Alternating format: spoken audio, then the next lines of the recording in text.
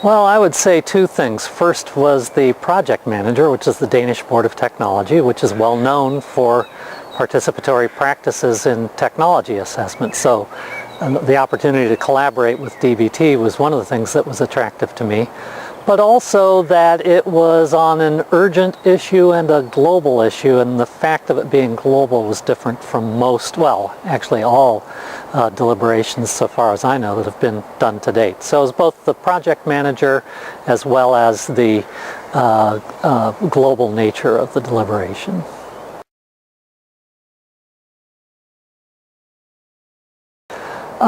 Yeah, I think so. It probably exceeded them in some respects. For example, the amount of work it turned out to be, but I knew it would be a lot of work. And I think it lived up to my expectations in the sense that the deliberation at my site and in all the U.S. sites, they went quite well. Of course, there were some things that might have gone better and so on, but I think there was also an expectation of learning from the process. So it lived up to the expectation both of really being a fruitful deliberation, and secondly, in part, I'm a professor, so I'm always interested in learning things, of learning from the experience.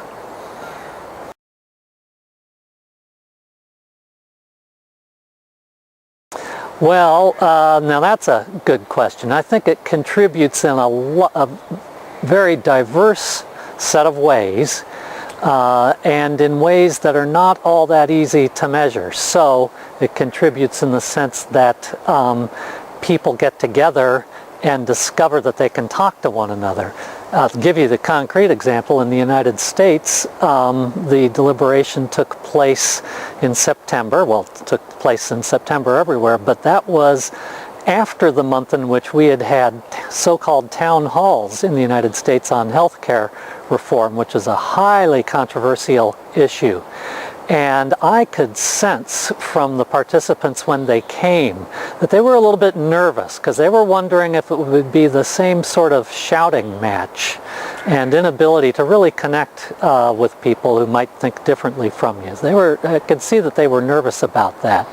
And their praise for the process afterward was really heartening. So I think it contributed to decision-making in the sense that citizens saw that it's actually possible to sit down and have an informed opinion on something and to communicate with other people about that. So that's one way in which it contributes, and that we're not accustomed to that in the United States.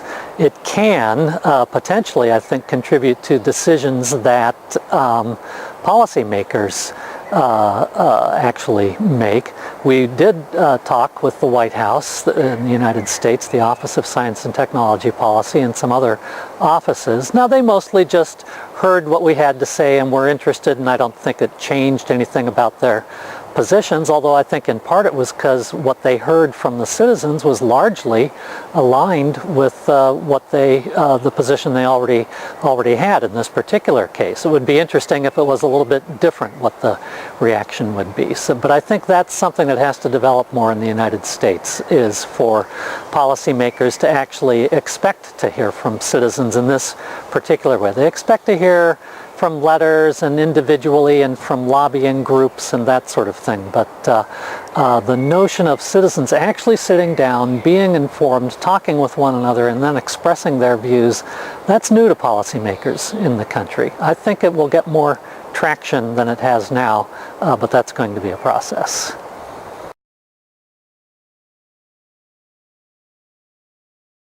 Yes, definitely. From local through the national level. So at the local level, we've had high school teachers wanting to do something like Worldwide Views, but even on a global issue, they're thinking of it from a educational standpoint, a way in which students can learn about, in a particular case I'm thinking about, actually learn about science issues as a way of getting them interested in science issues, but in the process also learning about citizenship. So that's a very local sort of thing that we've heard.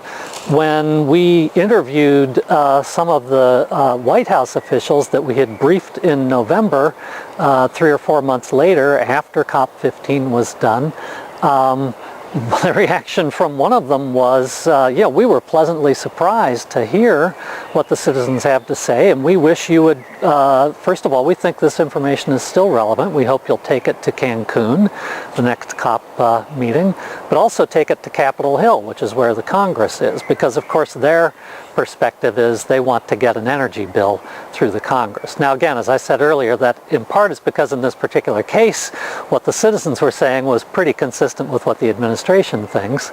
I look forward to the time when they also would value the citizens thinking in a different way from their own thought process, and where they would take that as valuable. And maybe they wouldn't change their position, and I wouldn't ask that, but they would respect that and see that there was something there that they should consider.